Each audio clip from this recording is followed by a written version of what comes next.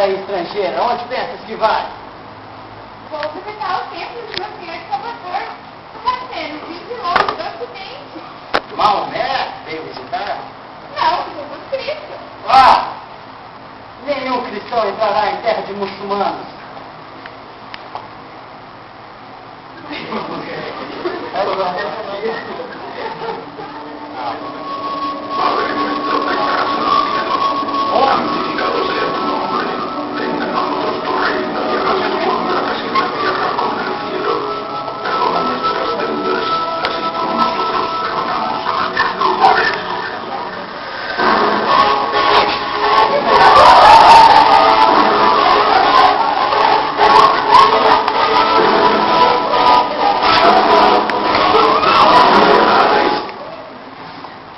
Peregrina,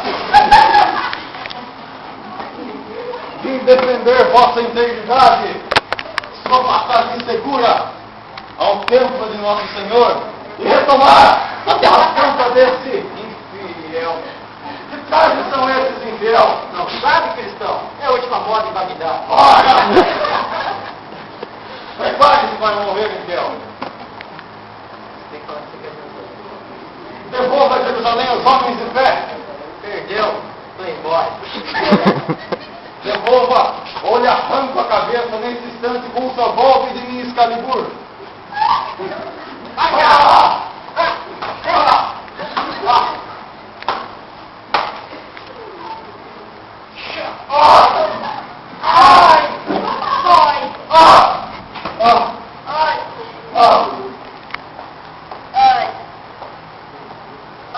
Cristão, ei cristão, me ouve?